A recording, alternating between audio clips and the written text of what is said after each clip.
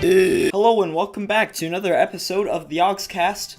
Today's sponsor is Dasani. Get your bromine infested water. Hello and welcome to another episode of the Yogscast. Today's sponsor is Dasani. Get your bromine infested. Hello and welcome to another episode of the Yogscast, and today's sponsor is Dasani. Get your bromine contaminated water today. So as you can tell by the title down below, we're talking about Need for Speed 2017, particularly my wish list. You know, I'm not going to make like 11 videos on it talking about the same shit over and over again. Someone else can do that. And well, you guys know why I'm making a Need for Speed 2017 video. It's obviously for the fucking views. You know that. I mean, I wouldn't have made a Need for Speed Underground 2 video and put Need for Speed 2017 in the title if I didn't want views. Okay, I gotta keep the retardation level on the low because Benoit and other Need for Speed people are watching. Maybe. So in order to maximize the amount of revenue I'm getting, I'm gonna split this video into two parts. Part 1, you're watching it right now, duh. And part 2 is gonna be next week where I talk about like cars, customization. Holy fuck. Cars, customization, and all that other good stuff. This video is more for the stuff that I think really needs to be fixed. So this video I'm going to be talking about the multiplayer, specifically the NAT code, because that really needs to be fixed, as well as the physics. Progression is oh my god, I can't speak. Progresso is also another thing that needs to be somewhat tweaked, and then the AI. Don't even get me started. You know what? Actually, no. Let's get started, and let's hop into the first topic, which is multiplayer.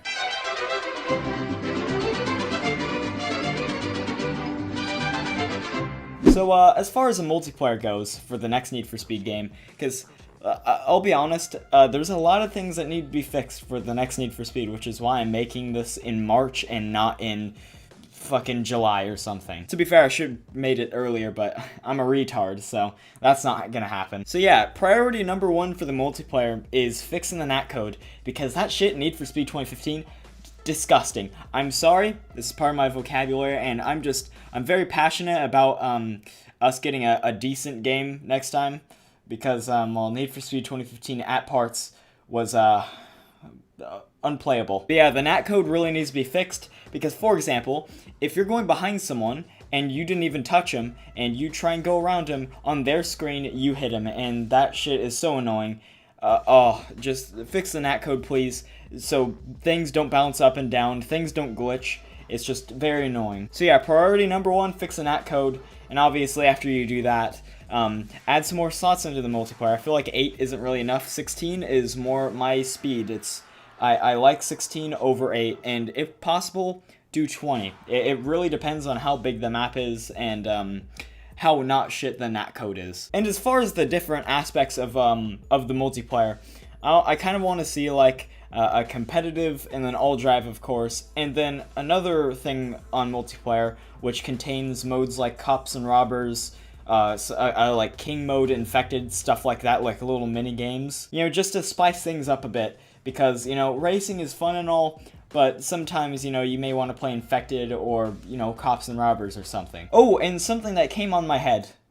Off the top of my head, that's the word that I was looking for, is I don't want to see always online again. I mean, if you kind of have to, if EA forces it upon you, then, well, you're kind of fucked, you kind of have to. However, always online is a bit of an inconvenience. Say, for example, the internet went out and I wanted to play Need for Speed.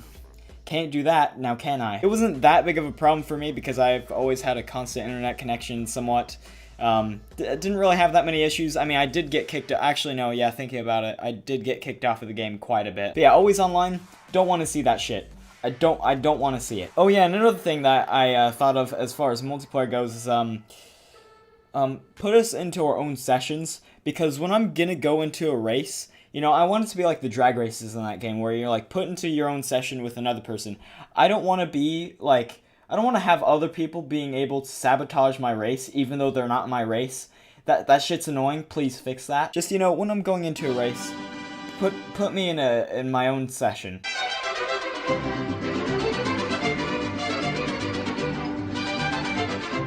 So, if I'm honest, Need for Speed 2015 at times was absolutely unplayable when it came to the physics. For example, let's just use the Master Slider as an example because, well, that was one of the main parts of the physics.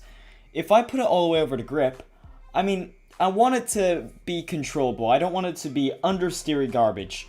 You know, I want it to be controllable. However, I'm not saying that if you don't fine-tune your car, you shouldn't have an advantage. I think you should, but I just think it should be a little less broken if you were to use the Master Slider. I feel like Master Slider should be the lazy way to tune your car, and then you could fine-tune it and be just a bit better and just have that slight advantage over the people who just use the Master Slider. And other than grip, the other sides of things is I don't want drifting to be drifting garbage either. I want to be able to control my drift. I don't want to be like going to initiate a drift and then not being able to come out of it, because that's just quite a bit of an inconvenience if I'm honest. And then other times, if I put brake to drift on, the brakes wouldn't initiate a slide, which again was a bit of an issue. And obviously if you have a car that handles like garbage, you're probably gonna crash. And oh, actually, talking about crashing, crash cams, I don't want to see that either, because it's again a bit of an inconvenience. You crash your car and it shows you your car crashing, but you can't really see it because you have some really shitty orange filter over it, and it's just not needed because it's not burnout. I don't know, just at times it felt like I went to Disneyland. I'm like, hey dad, I want to go over to Autotopia and play with the cars. And then I would go on the cars and you're not really controlling the car. Some rails are. You're not controlling it, the rails are. And that's how I feel like in Need for Speed sometimes. For example, I'll go over a jump and my car will come crashing down like that shit weighs 27 million pounds. Or even sometimes when I have it all the way over to grip, I turn and then I let go of the analog stick and it continues turning, which again is a little weird. But I don't know, just make the physics controllable, I guess. Way more controllable than the Need for Speed 2015, definitely. Now, there's one more thing as far as the physics go, and that is I want every car maxed out to have the same advantage as each other. I want to be able to grab some crappy car that you'd get at the beginning of a game, for example, a Vauxhall Corsa. I want to max that shit out, and I want to verse a maxed out Lamborghini Murcielago, and I want to have the same chance of winning that race as that Lamborghini Murcielago is maxed out. I think Need for Speed Most Wanted and Carbon really mastered this quite well, where you could just grab one of the starter cars and you could take that through the whole game and you could verse, for example, Bull's whatever the fuck Bull drove. You know what I mean? I have some like gameplay running right now of me getting a really crappy Fiat Punto maxed out versus a 4GT maxed out, and I actually managed to get a better time on this one circuit race with the Fiat Punto over the 4GT. Is that unrealistic? Yes, but it's a video game, plus I want every car to have a purpose in the game. I don't want to have cars in the game that don't have a purpose later on progressing through the game. But yeah, that's about it as far as the physics go. Just please make the physics somewhat playable next game.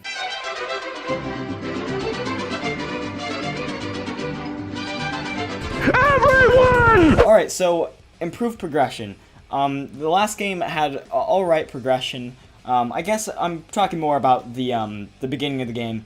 At the beginning of the game, in Need for Speed 2015, you started off with a Civic, a BRZ, and a Fox Body Mustang. I feel like a BRZ and Fox Body Mustang are a bit too generous. The Civic, it's a piece of shit. It's stock. So, you know, you could have that as one of the starting cars. But I don't know, I felt like the BRZ and the Fox Body Mustang was a bit too generous. I want some absolute literal piles of shit as the starter cars. I don't know, I just kind of want to start from nothing. Just give us some shitty 1 liter engine, absolute garbage at the beginning. Another thing as far as the progression is I don't want to be like given money left and right. I kind of want to have a bit of a grind. No, I'm not talking about like GTA level grind.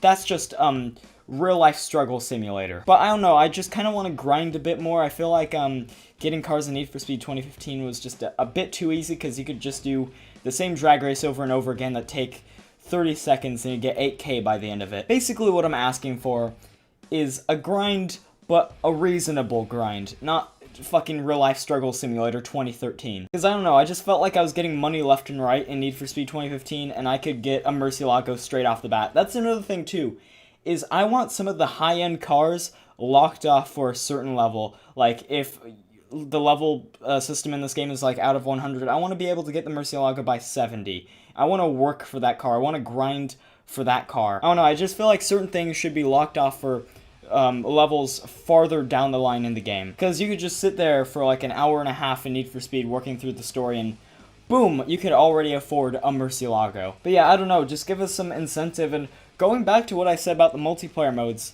if you're going to have like a competitive mode, I feel like it should have the same thing. Like if you're leveling up and you get to like, say for example, competitive level 45, you get like some exclusive body kit that no one else could have gotten unless you get to multiplayer competitive level 45. Or some decal kits, or just give us something that will make us push toward getting to that level. I feel like that would be great as far as progression goes. Like just push us toward getting to a certain level so we can unlock that certain thing. Or for example, you have to play hours and hours and hours of multiplayer, and once you reach level 250, you get an exclusive Most Wanted Edition BMW M3 GTR. There you go. Why aren't I working for fucking Ghost Games already? I should be working for you guys as like oh fuck, what's the word? Like, you know, Craig Sullivan's like, what can we go ahead and put in this next game? Richard, give us some topics or some ideas. And then I would like just completely give them a Cleveland steamer of an idea, like just shit on their chests with some ideas.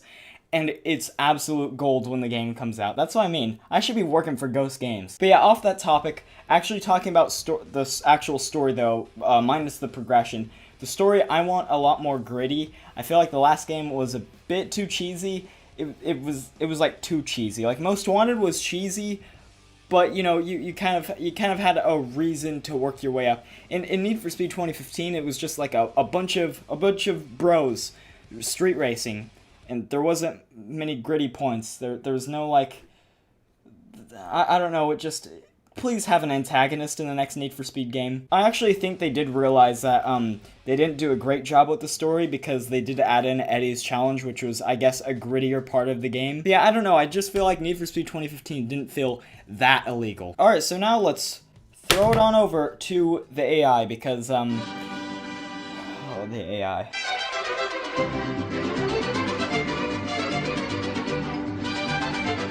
So as far as the racing AI, actually working your way through the game, I want there to be an easy, medium, hard, and extreme difficulty. Easy being, obviously, the Need for Speed 2015 AI, because you could pass every race first try in that game. And then medium is a bit challenging, and hard is pretty challenging, and it may take you a couple tries on some certain events. And I want extreme to be absolute anal sex. I want that to gape your anus so hard. You know, it's kind of like comparing Need for Speed 2015 races to the last tournaments in Need for Speed Underground.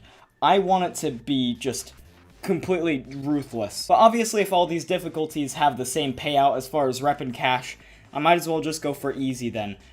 Which is why I think if you go for easy, you shouldn't really get that much money or rep. But if you go extreme, you should get quite a bit of money in rep. Especially if the extreme AI is actually extreme and not some pussy Need for Speed 2015 AI. I don't know, I just think the AI needs to be just straight up fixed. Because sometimes I'll go into a drag race and, you know, you have the green light to go, and you go off the line and you're expecting to have a pretty challenging drag race, and then the other AI car just completely turns around and books it the other way. Here's another example of the AI being trash, is whenever you go into a drift event, you have a 100% guarantee of winning that drift event. You want to know why?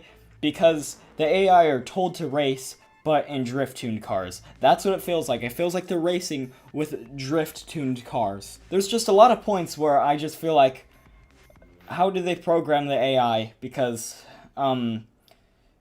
sometimes I facepalm. Did I just use a facepalm joke? Is this 2009? Yes. But yeah, I just feel like the AI needs to be quite a bit more challenging. just overall, because the racing AI anyway was pretty easy to beat every single race, and it was just a bit repetitive. So now, let's move on to cop AI.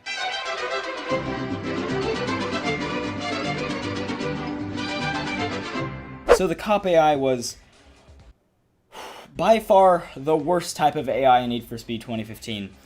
It was bad. I didn't feel much of a difference as far as the aggressiveness of the police from heat level 1 all the way up to 5. I mean, of course, they laid down spike strips some places, but even then, they didn't have like a roadblock with a spike strip in the middle or someplace. There was a flashing cone that said, oh, look, there's a spike strip right here, avoid it. And spike strips in that game were kind of pointless because I think I've only ever hit a spike strip once, and I've spent quite a bit of time in pursuits. Again, I just want this AI to be just a lot more challenging as far as you progress through the heat levels. I don't know, I kind of want them to throw some rhinos at you, organize some rolling blocks, pit maneuver you, throw some helicopters at you. I don't know where the helicopters went in Need for Speed 2015 because they had them in Need for Speed Rivals. Extend cooldown times because cooling down doesn't take a lot of effort. And I also want to see an actual busted meter because I don't know what it means when the camera pans up above your car. I don't know if I'm close to being busted or really far away from being busted. Just be a lot more simple if you just put a busted meter at the bottom of your screen or something. Also, like, you know, add in some small stuff like a deployment limit where you can only deploy so many police cars before you run out, and when you run out, it takes 2 minutes for them to call backup, like in Need for Speed Most Wanted. I don't know, just improve the police AI and I guess AI overall, but that does not mean bring back pursuit tech, because don't do that, please. Just don't. But yeah, one thing that I really liked about the Need for Speed 2015 police AI is if you're caught like speeding, going like 120 or no, 190, I guess is better. You get to pull over and pay a very small fine, and I really like that. You know, you could avoid pursuits whenever you don't want to get into a police chase. But yeah, I don't know, just improve the cop AI, give us some incentive to go into some pursuits, like, you know, you have to knock down some milestones. Who knows, maybe some guys like, I bet you can't do this, dodge 10 spike strips in one police event, or in one police chase, and then you get to progress through the story. Something like that. Just give us some milestones. Just go all out with the AI overall. I'm pretty sure they're going to go all out with this game in general.